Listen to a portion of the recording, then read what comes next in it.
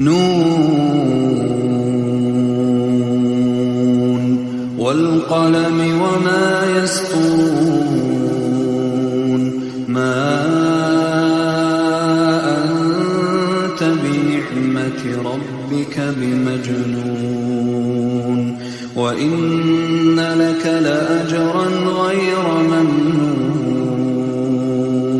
وإنك لعلى خلق عظيم فستبصر ويبصرون بأيكم المفتون إن ربك هو أعلم بمن ضل عن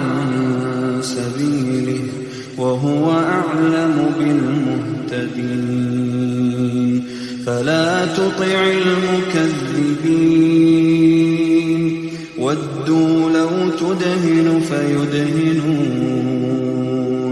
ولا تطع كل حلاف مهين هماز مشاء بنميم مناع للخير معتد أثيم عتل بعد ذلك زنيم أن كان ذا مال وبنين إذا تتلى عليه آياتنا قال أساطير الأولين سنسمه على الخرطوم إنا بلوناهم كما بلونا أصحاب الجنة إذ أقسموا ليصرمنها مصبحين ولا يستثنون فطاف عليها طائف من ربك وهم نائمون فأصبحت كالصريم فتنادوا مصبحين أن اغدوا على حرثكم إن كنتم صارمين فانطلقوا وهم يتخافتون ألا يدخلنها اليوم عليكم مسكين وغدوا على حرد قادرين فلما رأوها قالوا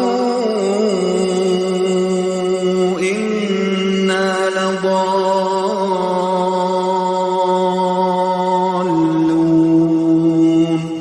بل نحن محرومون قال أوسطهم ألم أقل لكم لولا تسبحون قالوا سبحان ربنا إنا كنا ظالمين فأقبل بعضهم على بعض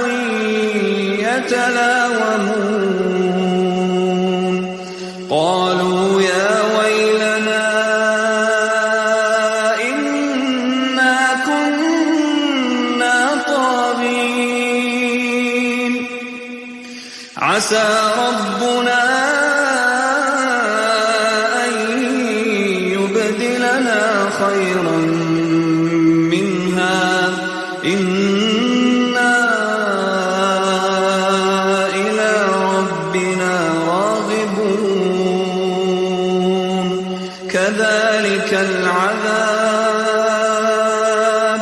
ولعذاب الآخرة أكبر لو كانوا يعلمون إن للمتقين عند ربهم جنات النعيم إن للمتقين عند ربهم جنات النعيم أفنجعل المسلمين كالمجرمين ما لكم كيف تحكمون أم لكم كتاب فيه تدرسون إن لكم فيه لما تخيرون أم لكم أيمان علينا بالغة إلى يوم القيامة أم لكم أيمان علينا بالغة إلى يوم القيامة إن لكم لما تحكمون سلهم أيهم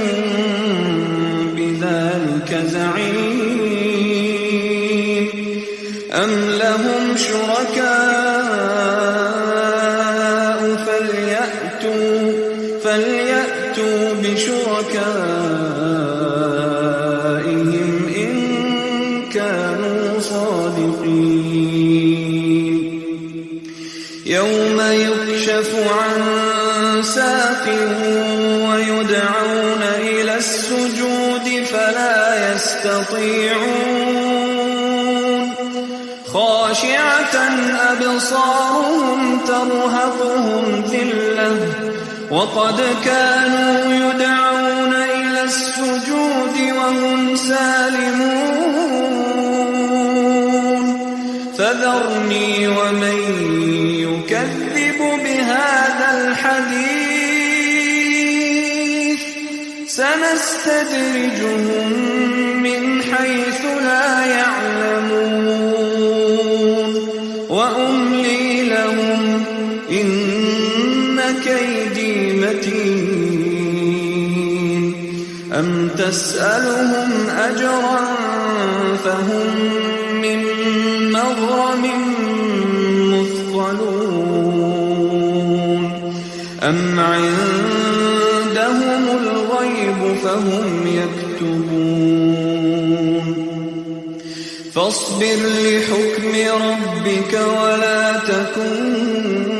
كصاحب الحوت